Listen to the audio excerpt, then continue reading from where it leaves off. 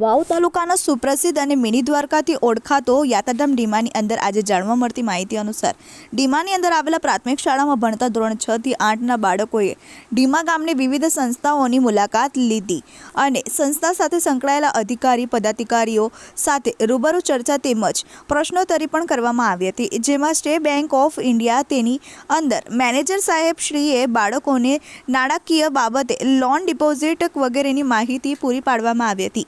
તેમજ ગ્રામ પંચાયત દ્વારા ગામના સરપંચ શ્રી તલાટી સાહેબ ગ્રામ સેવકો હાજર રહી બાળકોને ગ્રામ પંચાયતના કાર્યો તેમજ વિકાસ આરોગ્યની બાબતો અને ગ્રામ પંચાયત દ્વારા ગામમાં તે કરવાની થતી પ્રવૃત્તિઓની બાળકોને રૂબરૂ માહિતી આપવામાં આવી હતી। તેમજ પંચાયત તરફથી તમામ બાળકોને ચોકલેટ દ્વારા મીઠું મોઢું પણ કરવામાં આવ્યું હતું અને ત્યારબાદ ડીમા ગામની ધરણીધર માર્કેટ માટે બાળકોને પહોંચી ત્યાં માર્કેટ યાર્ડના વેપારીઓ દ્વારા બાળકોને ધાન્ય પાકો ઉપરજ વગેરેની સુંદર માહિતી આપવામાં આવી હતી અને માર્કેટ દ્વારા પણ બાળકોને ચોકલેટ આપી મીઠું મોઢું કરાવવામાં આવ્યું હતું।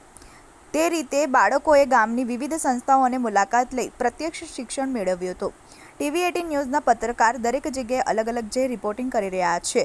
Bureau report TV18 news, Banaskantha.